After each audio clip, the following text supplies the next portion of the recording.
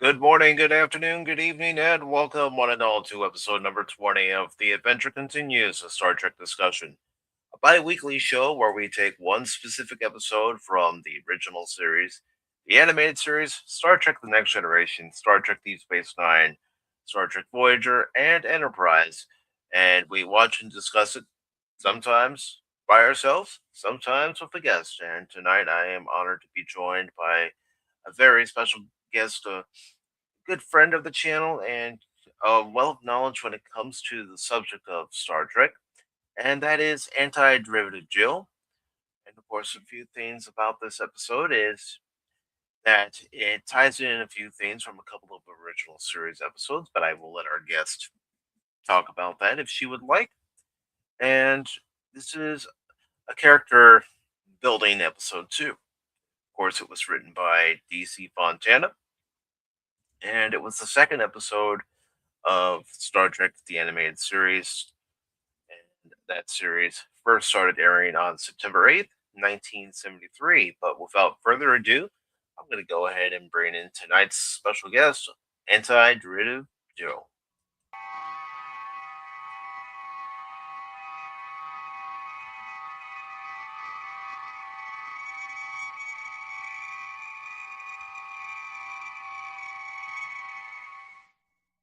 Welcome aboard.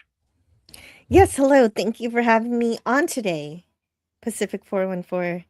I'm Oh, not excited to talk about my favorite episode of the animated series. yes. And let me ask you this: since it is your favorite episode of the animated series, when was the first time you watched it?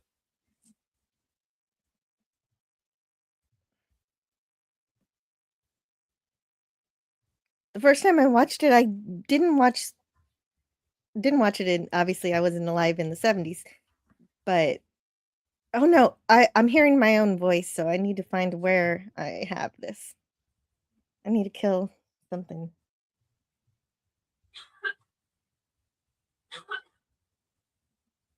Well, while you're doing that, I'm going to go ahead and greet Lady Mist.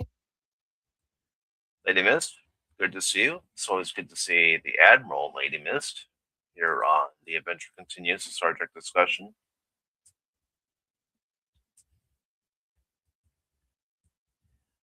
But while Jill gets down to engineering to find out what's going on with the subspace communication array, I do want to thank everybody who's been So by the sorry about channel. that.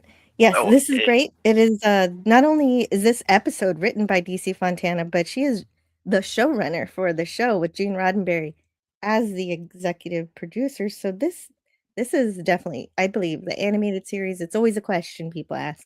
Is it canon? I think so. yeah, I've always felt that. Because especially are you there? I, I'm still here. Oh no. Okay. I'm messed up my sound again. I'm so sorry. I really apologize It's for all right, but this. I'll go ahead and answer your question for the audience. But I've always felt that the animated series, the 2 seasons that we were able to get of the animated series back in 1973 and 1974, are essentially season 4 and season 5 of the live action original series. And the reason why I say that is I'm because sorry. I'm gonna step out and I'm gonna come back in. I can't hear. understood. But the reason I say that is because, as Jill mentioned, you have Gene Roddenberry aboard as the executive producer, executive consultant for the animated series. Plus, you also have DC Fontana, who writes a couple of episodes for the animated series and is the showrunner for the animated series. But even though his character of Pavel Chekhov isn't in the animated series, you also have Walter Koenig contributing to the show by writing the episode The Infinite Vulcan. Of course, Star Trek the Animated Series was produced by a low budget animation studio named Filmation. And for those of you who may not be familiar with Filmation, you may be familiar with a couple of cartoons that they produced. One of them being their Ghostbusters, which was based off their live action series, and also a little series known as He Man and the Masters of the Universe. I think they also did Spider-Man, didn't they? I think they might have done one of them. So, yes, and they also made this, and I think it's great. A lot of people make fun of the animation style here, but I think it's beautiful, especially some of the backdrops, some of the paintings that are done to create the alien worlds. Yeah, because it's all hand drawn animations. When you still had animation studios here in the states producing their own work before they, the majority of them would sell it overseas and have overseas studios do it. Filmation was one of the last holdouts to have its own animators animate their series. So they Doing, do take some shortcuts now and then, but I think it's pretty great. I mean, you see those shortcuts too in a lot of their series, especially He-Man and the Masters of the Universe. Well, they're going to use the same backgrounds over and over again. They're going to use the same animation over and over again because, again, they're a small studio, so they have a limited budget as far as what they can do as far as new animation. So they did have to recycle a lot of what they had already produced. It works because they use a drawing style to make the original series characters look like themselves just in cartoon form. Mhm. And that on top of the great writing, because of course we get real Star Trek writers for this, make it stand out. Well, that's another thing about this series that you have to give it credit for is the fact that with it being a contribution from Gene Roddenberry and DC Fontana and other Star Trek writers, they don't dumb it down, even though it's a Saturday morning kids show.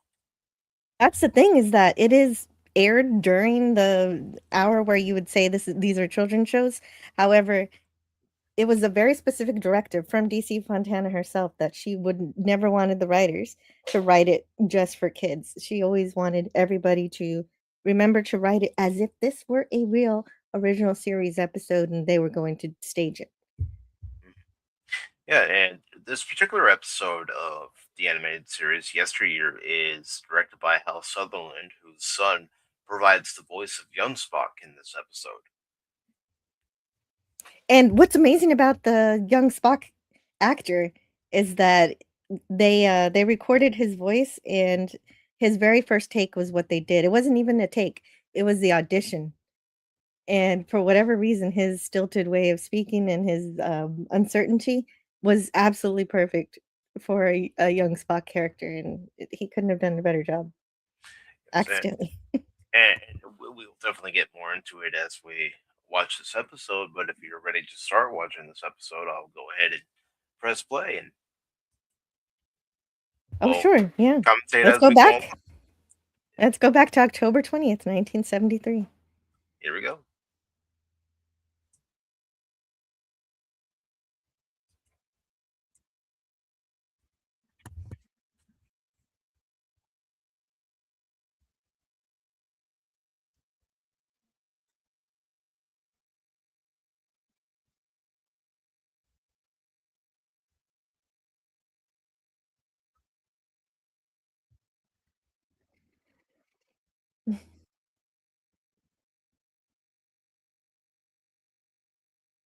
Oh, and it's important to say this is my favorite because it deals so directly with Spock's childhood and his struggle. Mhm. Yeah, and what's also impressive about this series is the fact that you do, again, have the majority of the original actors back, sans Walter Koenig, even though he did write the Infinite Vulcan. Yeah, that's true, and it is specifically because of Leonard Nimoy that that happened because they were just gonna hire Shatner and him, and he said, "If nobody else is here, then you don't have me either." Yeah, standing by their fellow castmates. Mhm. Yeah, that's his goodness, Nimoy's. And I want to say hello to Crouching Taylor, Hidden Swift. Welcome to tonight's show. And I also want to say hello to Helion. I hope you're doing Hello, well. and it's not just us who loves this episode, it also won Best Contemporary Science, Fiction Film at the 2nd Annual Science Fiction Fantasy Film Convention, that's a mouthful, in LA. I took some notes, in 1973, so got an award. I actually didn't know that. Mhm. And also, the series itself gets an Emmy later too. Mhm.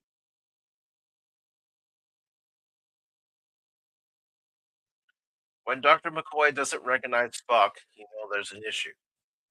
Yeah, and so the thing is the Guardian if you're next to the Guardian, you shouldn't feel the changes in the timeline, but I guess maybe McCoy went up my only answer is that he went up to the ship and then came back down again and missed, being part of the same timeline as Kirk and Spock.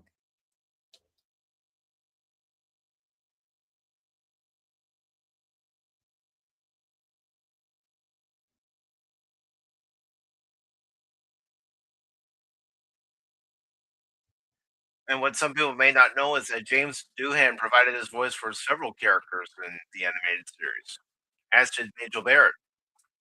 That's true. Yeah, it's absolutely true.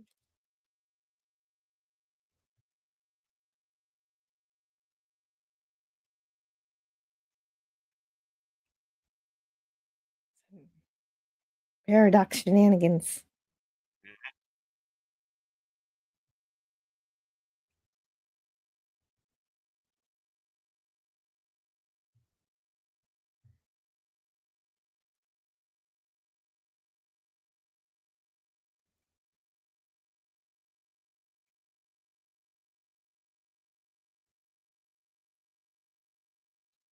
Yeah, so there's an alternate timeline in which Spock dies because they were researching at the same time in The Guardian? Two different points, two different realities. What's really interesting is that this timeline, it always required Spock to go back in time to save himself, even in the original timeline. So there was always a loop. Yeah, because if he didn't go back in time in either timeline, there'd be a paradox. Mhm.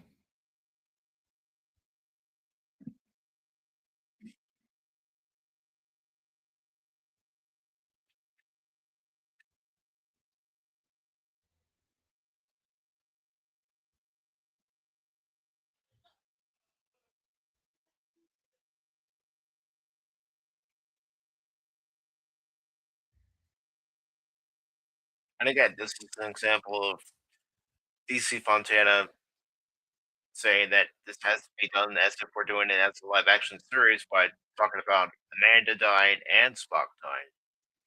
Yeah, and the very subtle reaction that Spock has Mhm. at, her death was perceptible and perfect. She really knows Vulcans. She helped to create them, so it makes sense. Yes, the Cosme link is pinned at the top of the chat if you wish to watch with us.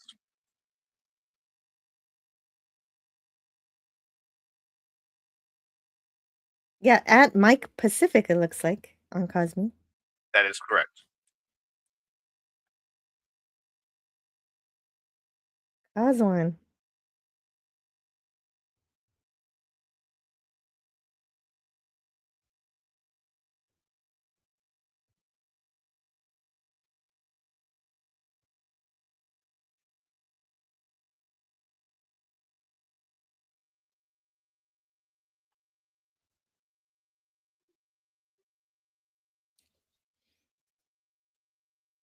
But of course, you know, DC Fontana deserves all the credit in the world for being the one who helped nurture and form the Vulcan civilization, especially Spock. Yes. Yes, and Leonard Nimoy helped too, now and then. Whenever whenever he was told to do something violent, he said, "No, Spock would not do this." And that's how we eventually get the Vulcan neck pinch, which is featured in this episode.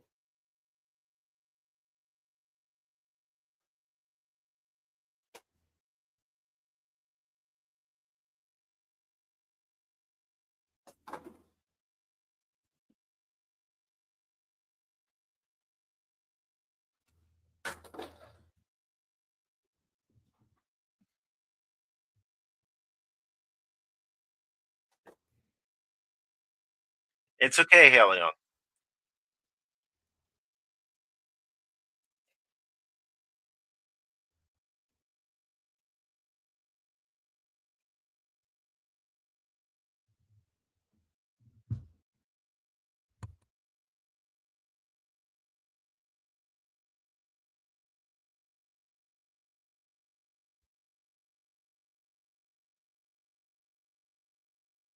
exchange is so beautiful. It is a very Star Trek exchange Hmm. of the Andorian understanding the logic of what's happening and appreciating it because it's going to save a family.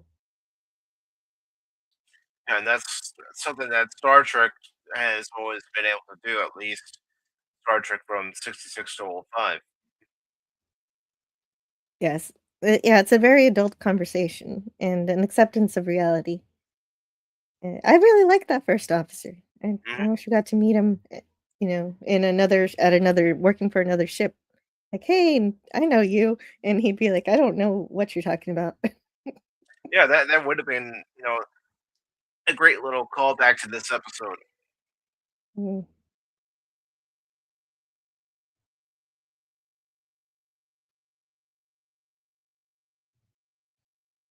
But, oh, yeah, then we got that big question, when Spock tells her, "Vulcan has no moon," and so we've got some kind of satellite there. Maybe it's a sister world that's uninhabitable.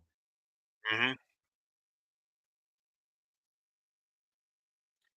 Or it could also be they wanted to fill in the background, so they just added it there. And Yes, well, and then somebody just didn't get the memo, but no, that wouldn't happen with DC Font well, maybe she just wasn't focused on that. Or it happens post-production and she had nothing to do with it. mhm.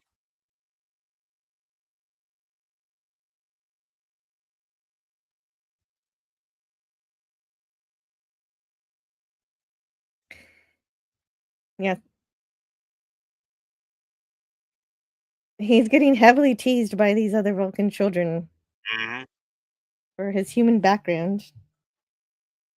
And of course, this brings back Mark Leonard as Sarek. Yes, it's so beautiful and wonderful to hear his voice. Right now, older Spock is saying that his name is Selleck, and just in case we start saying the name Selleck and nobody knows who we're talking about.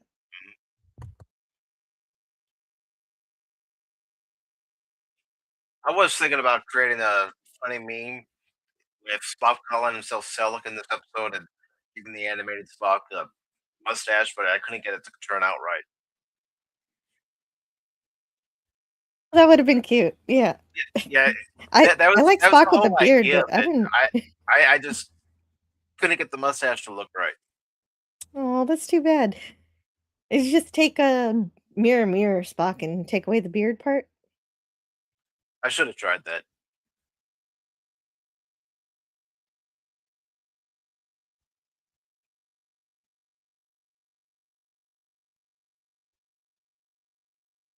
'Cause I was also thinking about putting a Hawaiian shirt on top of him.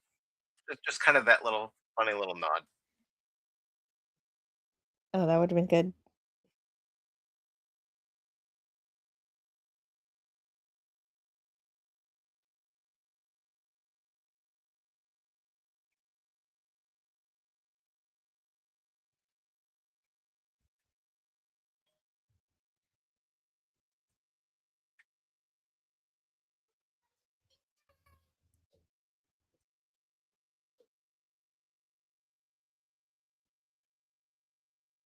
Of course, in this case, Amanda's being voiced by Angel Barrett.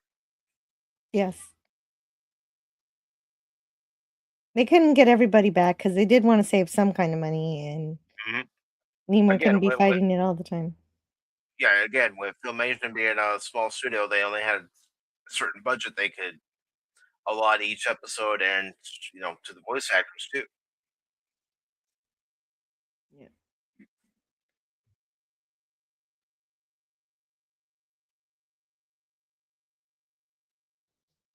Yeah, and of course, we get like you mentioned well, I have to help my family just for a minute, but I Okay. was gonna mention the Saylat If you want from me to the, pause the episode, Journey to I Bab can. Can you? I Yes. didn't know you could do that. Sorry to everybody if you're listening to this on the replay, you have to pause now because it's not gonna match. So we'll let you know when to replay. Don't worry about it, Jill. But yes, if you are watching at this point in time on the replay near the 22-minute mark, we are pausing it just so Jill can take care of a couple things and come back and continue to talk about this episode, especially with episodes of the animated series only being 24 minutes compared to the live action episodes of the original series being close to 50 minutes, or Next Generation, Deep Space Nine, Voyager, and so on being close to 44 or 45 minutes.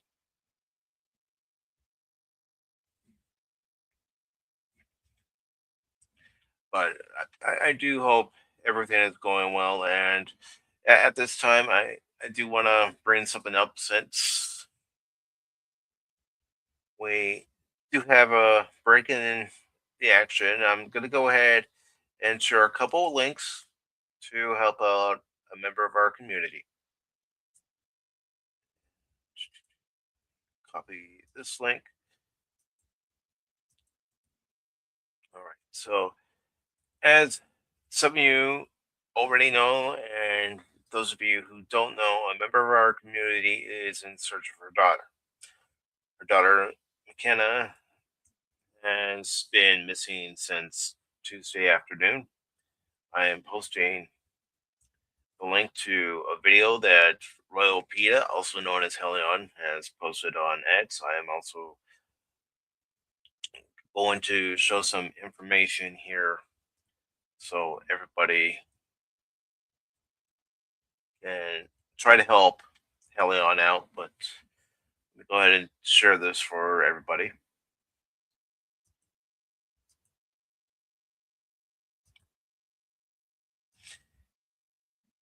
All right. So, for those of you who are catching this on the replay again, Tuesday afternoon at 1:30, McKenna disappeared, and her name is Annalicia McKenna Duran, 18 years old, height 5'6", weight 110 pounds, brown eyes, and blonde hair with dark roots. Last seen on January 27th, 2026, at the racetrack, and that address was 6635 Pritchard Road, Jacksonville, Florida, zip code 32219, with a trucker under 4 foot tall. If you have any information on the location of this adult, please call Jacksonville Sheriff's Office at area code 904 630 0500, case number 26 53 446. I know I know that you are deeply concerned about the whereabouts of your daughter, Helion, and I will keep saying this because I do hope that she is found and she is brought home safely to you. But if you all could click on the link that I put into YouTube, I'm putting into Rumble right now. But if you could click on that link and reshare it, repost it over on X and any social media that you belong to. I know Helion would greatly appreciate to have her daughter home once again.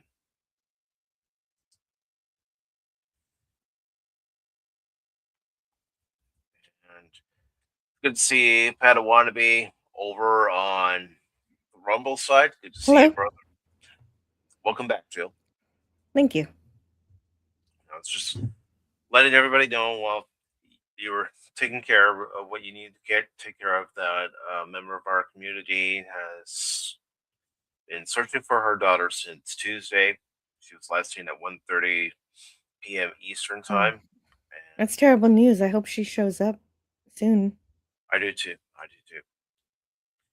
And she was last seen at the racetrack, which is a truck stop there in Jacksonville, Florida. And I have asked Helion to keep me informed of any new and positive notes on possibly finding her daughter McKenna. I hope she's found. I hope she's found safe and sound, and that we can bring her home. So as soon as I know anything, as soon as Helion knows anything, She'll post it in the Discord, and then I will let everybody know what the latest news is. And of course, I know Helion will probably stop by. Mhm. So again, folks, if you can help Helion, help her locate her daughter, especially if you live in the Jacksonville, Florida area. We would greatly appreciate it. That's every parent's worst nightmare. Hope it turns into a dream soon. Gosh. So let's go ahead and continue on with this episode. Mm.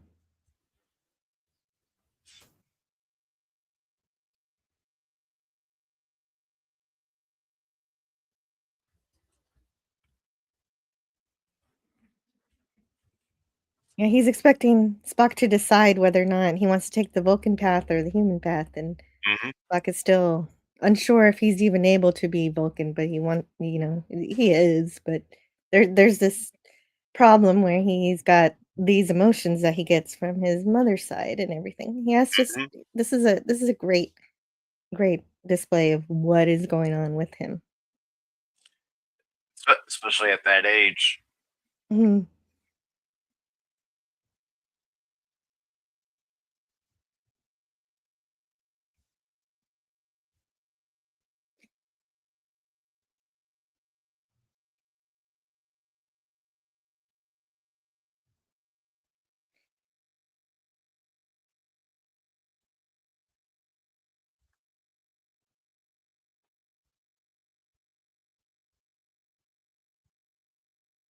I love this idea that Vulcans do keep with old traditions because it keeps them strong Hmm.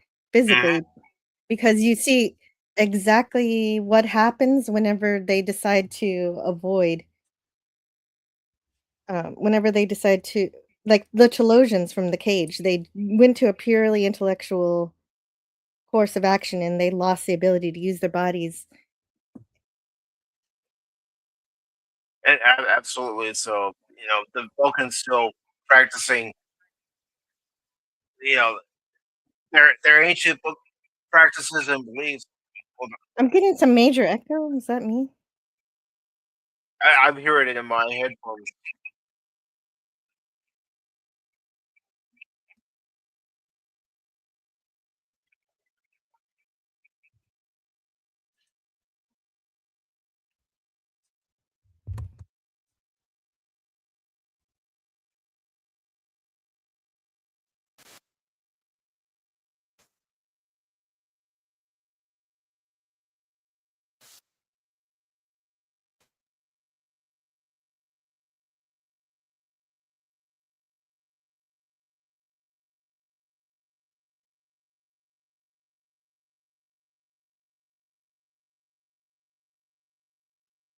No, Spock's not going to harm himself.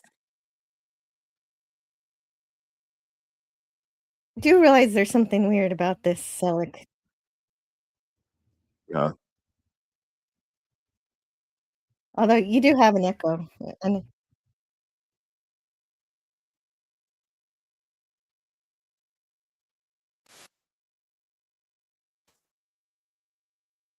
oh, I love this though. This is one of the best parts.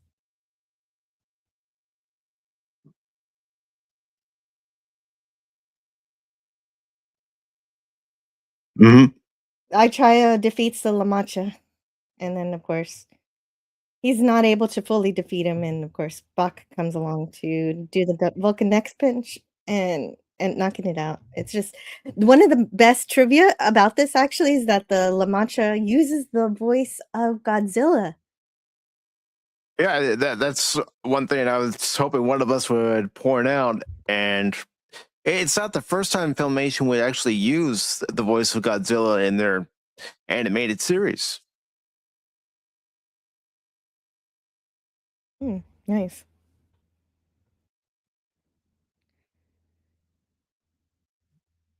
I also love when young Spock thanks older Spock saying, "Mother says you should always say thank you." And that explains Spock's graciousness throughout the original series because he does express gratitude. Hmm. a lot. which is important. It shows that Amanda still had influence on him as his mother, of course, but he didn't completely ignore his human side. True. Yeah, and it takes all the way until the motion picture for him to fully embrace his human side. Not that he's gonna be human, he's still Vulcan, but now he's decided not to shut it out. Hmm. Y Yeah, and they explain it here perfectly. It's the best explanation. Vulcans do not lack emotion, it is only that ours is controlled. Logic offers a serenity humans seldom experience in full. We Hmm. have emotions, but we deal with them.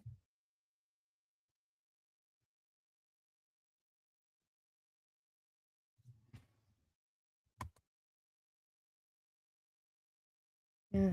But, of course, this is the heartbreaking aspect of the story. It Everybody is most people many people have gone through this. losing a pet. It's always hard Yes, and this is because also another test of young Spock's courage.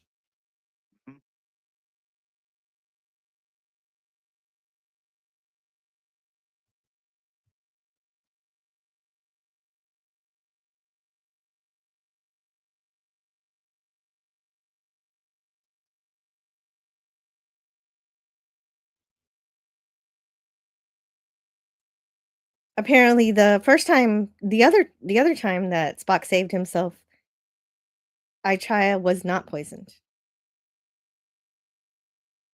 yeah, that's what we learn.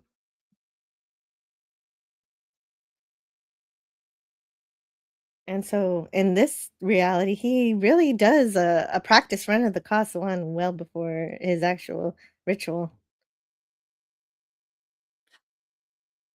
which is pretty neat. He has to deal with the purple snakes. I don't know what Mhm. those are. Purple vines, purple snakes, but it's no different than any rite of ascension. The Klingons have it, the Vulcans have it. Mm.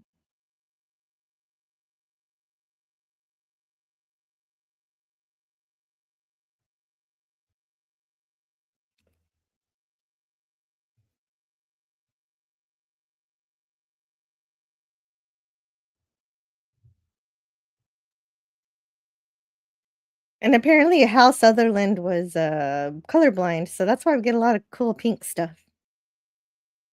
I didn't know about that about him. Yep. I know he was a partner of Lou Scheimer for the longest time, and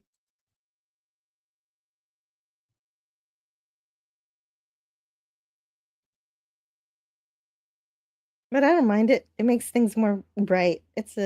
I'm cool with it in an animated series. yeah, because you want things to be bright and colorful in an animated series, so it catches the viewer's eye, especially young kids. Right, like it was mentioned before, this series was written for kids and adults, Mhm. as it wasn't dumbed down. Yeah, definitely not dumbed down. DC Fontana's understanding of her creation, or the Vulcans, is unparalleled, and so that's why this episode is so amazing. And young Spock is beginning to feel the loss of his pet, and Spock explains how Vulcans face death by Mhm. by understanding every life comes to an end when time demands it. Loss of life is to be mourned, but only if the life was wasted. Aichaya's was not.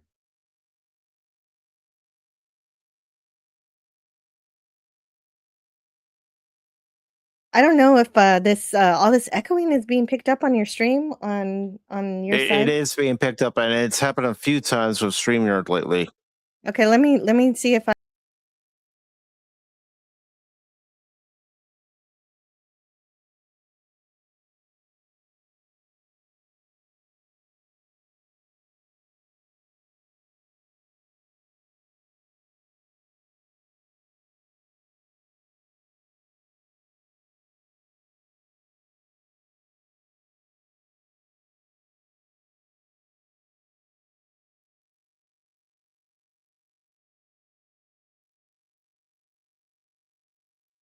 I'm just also changing some settings on my end.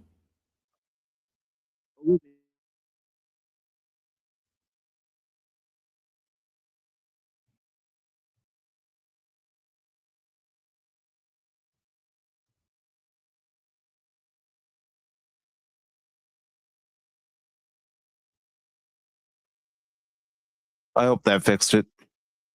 I hope so too. You definitely sound better, much better from before. No, I'm still No, hearing it.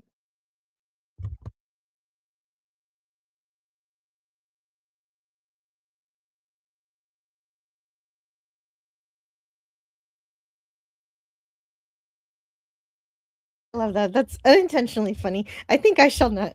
You're welcome to come back. No, I don't think so.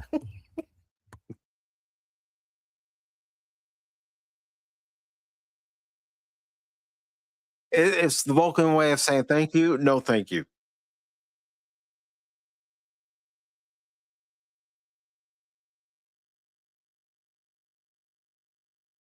I like how we're just waiting for our echo now, but I do not like hearing my voice. No, I don't like hearing it either. And like I said, it's happened last few times with StreamYards.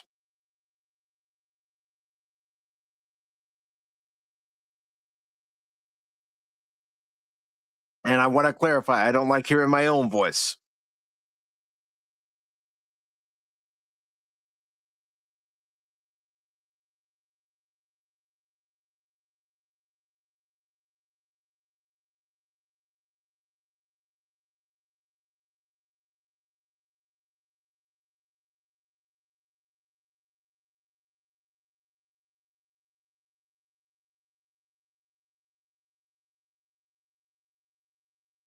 Was it just me, or does everybody tear up for this episode every time young Spock makes the right decision to let HIA go? Hey, hang tight, Jill. I'm going to take myself out and come back in. Okay.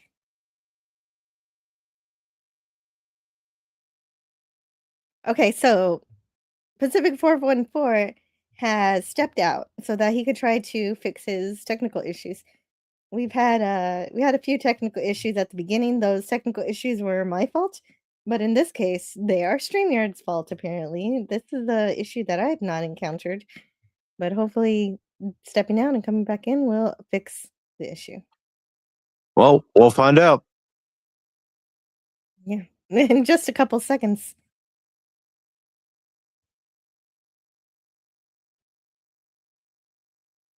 Padawannabe says, "If I watched this as a child, I would have cried for sure." The dog died. Yeah, yeah, yeah. So I don't know if there is a oh, there's the echo.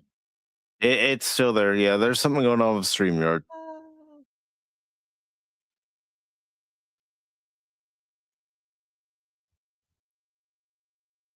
Ooh. But yeah, I understand that, Padawannabe. If you watched it as a child, you would have cried for sure. And it wasn't a dog; it was a teddy bear. That's right. It's a Saylat, Okay, but it okay. is a I think I know what it is. oh, yes. It's coming from the Cosme side. I can Oh, hear you have somebody's mic. oh, I turned that off.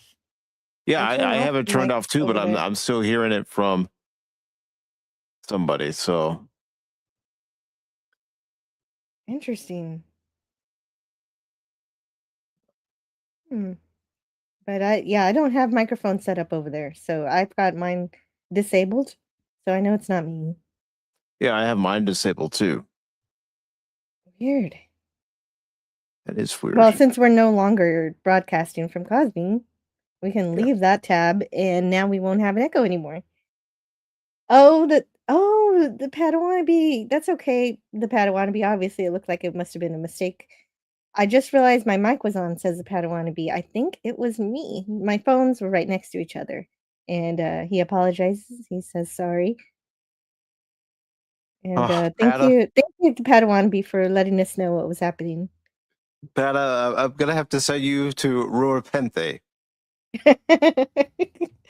Oh, can't you just go to the brig rather, for 5 minutes? I don't Actually, wanna I'll just I go don't out wanna of the quarters. Oh, it's okay. It's okay, the It's all Padawan. right. It's all right, Pata. Mm, those I'm just relieved to not have my voice echo again. So now I have I'm just relieved to know it wasn't a technical issue on our end. Otherwise, bridge to engineering. We've got an echo. We need it solved. Hmm. But this is a wonderful Spock episode. Anything that happens from here on out is very heavily influenced by this. I think it's important to Yeah, understand Spock's relationship with his mom and his dad. I think it's also important for someone who's never seen the animated series to give it a watch. It's definitely worth it. Mhm. Yes. And this is definitely one of the top episodes of the 22 episodes we received from the animated series. It's too bad there aren't any more episodes. That's true. We only got 22, and that's unfortunate. I love the Eye of the Beholder is my second favorite. The one with the That's a big very good episode, yeah. yeah, the big pink aliens. Once again, the pink, but it's wonderful. Thank you to the people who created this. Thank you Wonderful to Star Trek creators. the wonderful Star Trek creators who joined the animated series from the live action series, and of course, getting voice contributions from the majority of the cast. That really does help instead of having somebody, a voice actor come in and try to sound like William Shatner or Spock and maybe not getting it as close as you would hope. That would have been unfortunate. Yes, this is canon because you've got the original writers and the original actors. Yeah, and I think, although I can't name the specific episode where they mentioned it, but I think couple of things from the animated series actually made it into the live action series just by a line of dialogue. When it comes to Next Generation, Deep Space Nine, I think it was a Deep Space Nine episode. Well, I'm gonna need more information, but I do know that, of course, the holodeck is a thing immediately once we get to the Next Generation, which is in a animated series episode where we get uh, a type of proto holodeck where they get trapped in it, and of course, it starts off that way. The holodeck starts off causing trouble right from the get go. And it continues to cause trouble The as Next Practical Generation Joker. goes on. Yeah, it's in a terrible TAS episode actually called The Practical Joker, but it's a great idea. And of Gene Roddenberry's, he wanted to implement it for the original series, but couldn't do it at that time. And I'm actually going to look it up and try to find out which series actually made reference to things that were mentioned in the animated series or shown. I'm not sure I understand your question. Could you repeat it? Basically, what I'm saying, Jill, is that there are certain things that we see in the animated series, and with Gene Roddenberry being the way he was about the animated series, flopping back and forth, it was canon, then it wasn't canon. Anything from the animated series that was mentioned in a live action series to make it canon. So I did understand you pretty well since I mentioned the holodeck. So yeah, that would be interesting to know.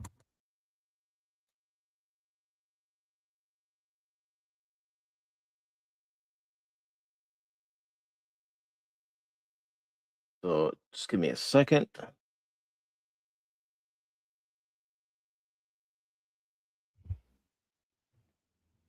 Mm-hmm.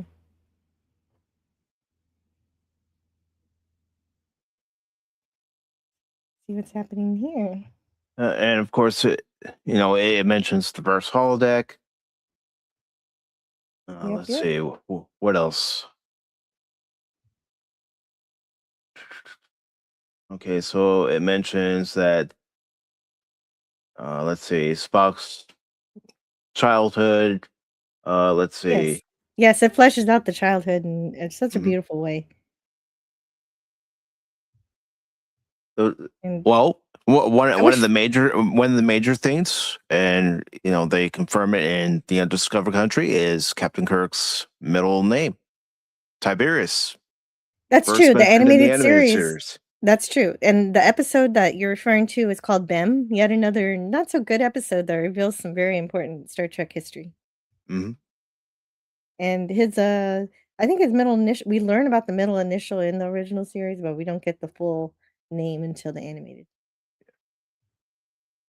So, really, according to the information I'm able to pull up, there are about 4 things that they're highlighting here that were first mentioned in the animated series that were then brought to the live action series. Of course, that being the first holodeck, aspects of Spock's childhood, the return to Kazint, I always screw that name up, and then, of course, Kirk's middle name being Tiberius, which Yeah. was then later Mm. officially confirmed in The Undiscovered Country when Kirk and Bones are on trial.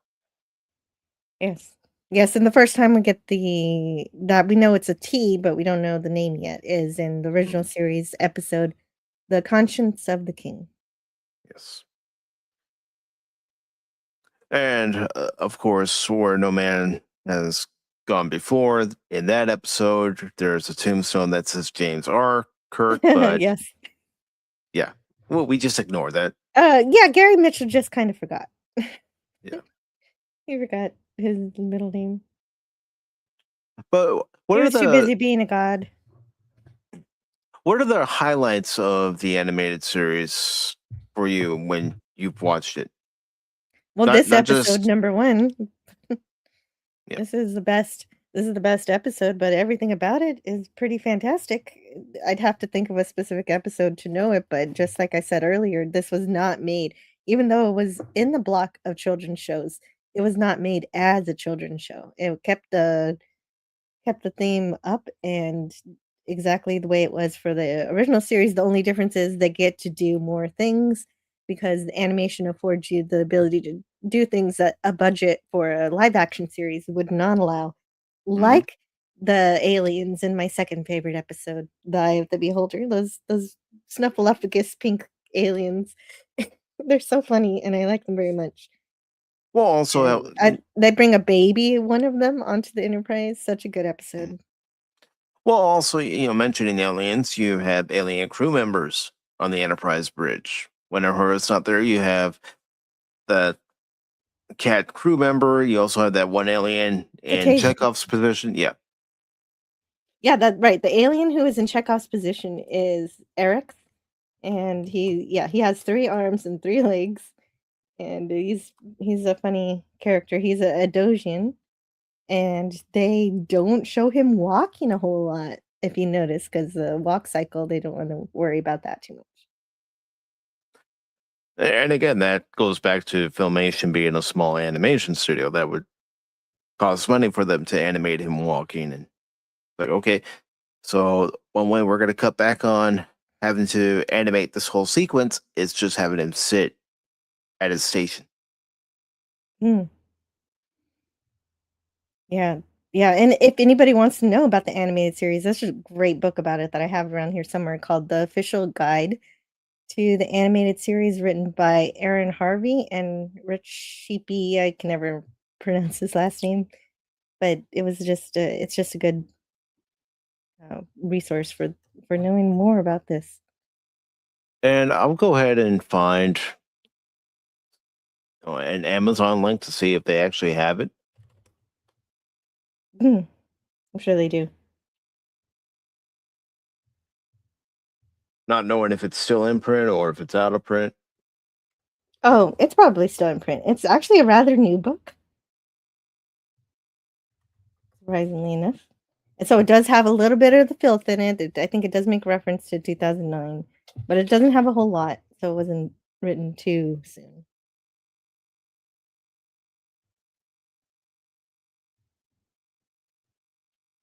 And oh yeah, David Gerald was a part of creating the series too. He was around.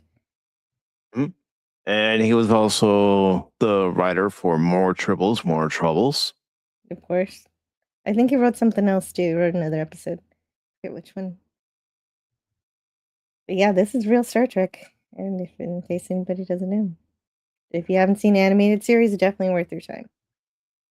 Definitely worth a watch. And here is the book on Amazon. There's the cover, and it's a hardcover book, and they want $34.99 for the hardcover book. But let's, from script to screen,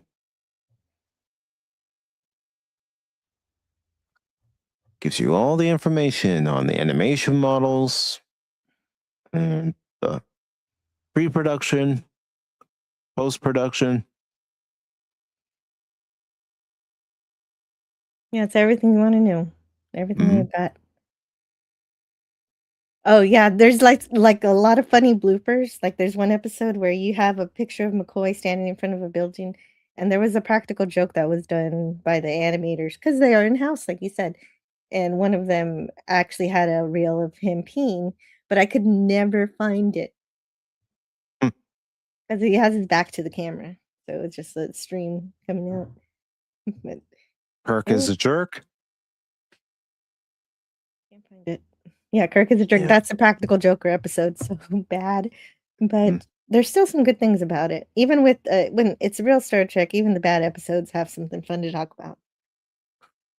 Even the bad episodes of the live action series still have something fun to talk about. Okay, maybe except for Move Along Home or Code of Yeah. Honor. Yeah, those episodes are bad, but even they have something good. Like Code of Honor's terrible, but I love the scene. They have a scene with Data and Geordi, and Geordi's shaving and everything, and it's a nice little character building moment in a terrible episode. Mm-hmm. But there is a look at the inside of the book, and if you're Yeah, interested in it, I will link in there. If anyone definitely. wants to buy it, And one another thing the animated series does is it keeps up with the science fiction and science fantasy aspects of the original series really well. You can find yourself dealing with those kind of things, the very same things you get from the show. yeah, you can find yourself entertained by it. That's Mhm. the big selling point of it for me is you're still entertained. It may be in animated form, but you're still getting the same value that you would get from the live action series. Even better, I celebrated Nichelle Nichols yesterday, and so another one of my favorite episodes is the Lorelei Signal, in which she finally takes control of the bridge as acting captain to save the men who have been taken in by some sirens. Some alien sirens. And aren't those the same alien sirens who depend on taking the life force of men so that they can live forever, essentially?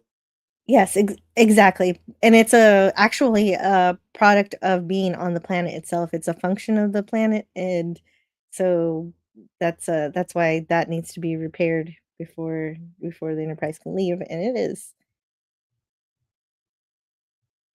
So, that was one of the things that Nichelle Nichols wished happened on the live action series was that she was able to be in the command chair as Uhura. And that was a thing that was a long time coming because in the writer's guide, she is 4th in command above Sulu, although Sulu gets acting captain instead during the original series.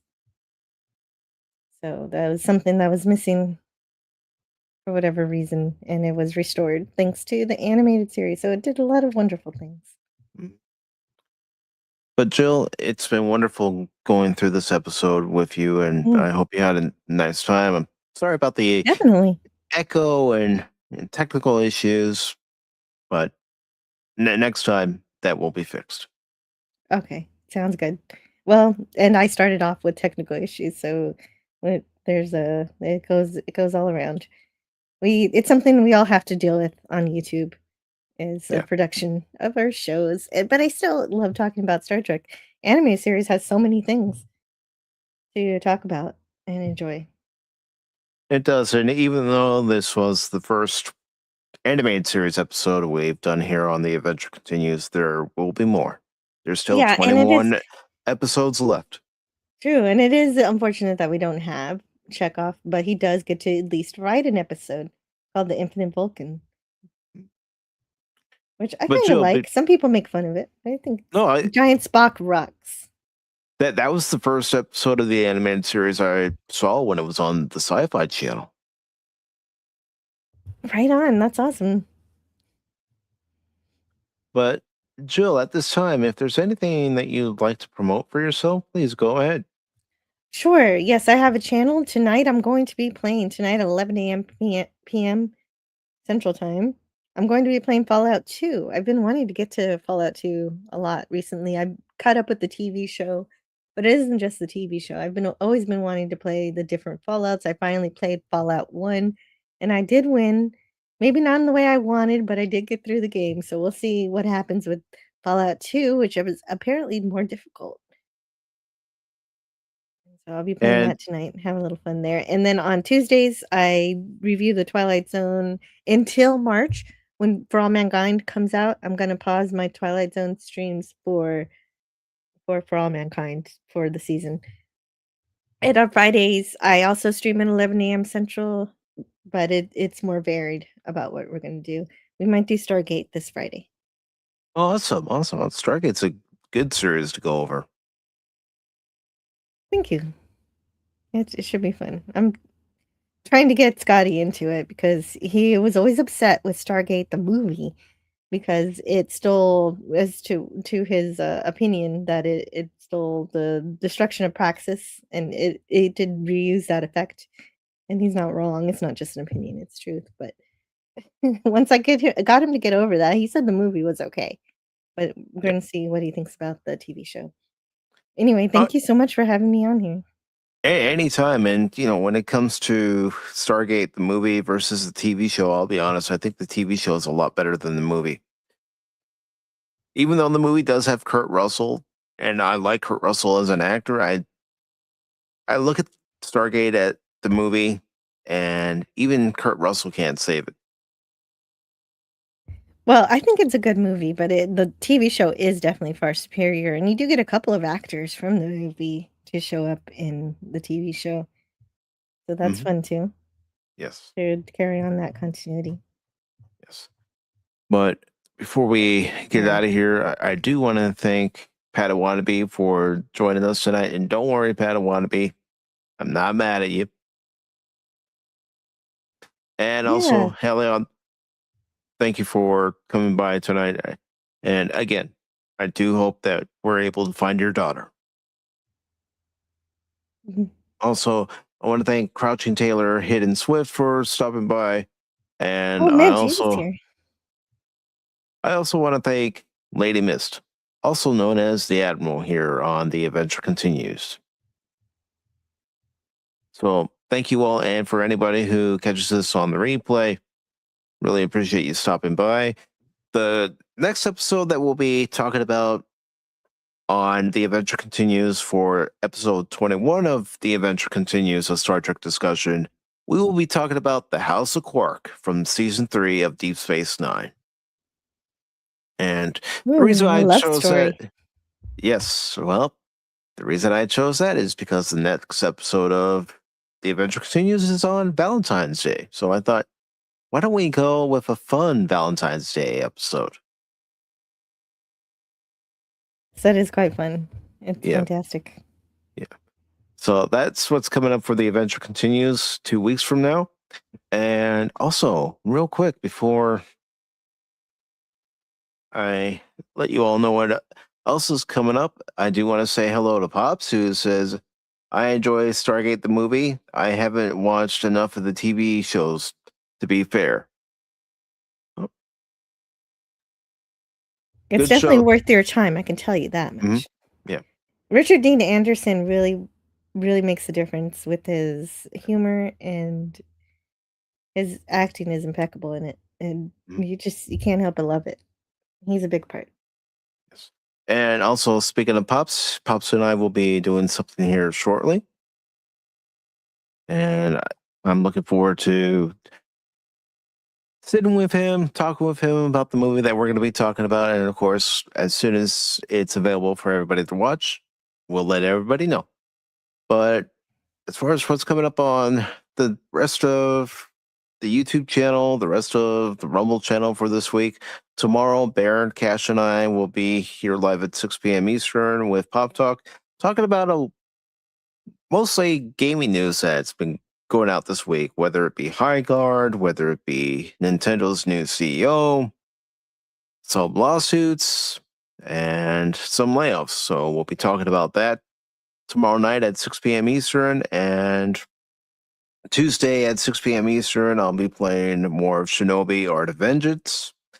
Then we'll also have the Wednesday edition of Pop Talk at 6 p.m. Eastern.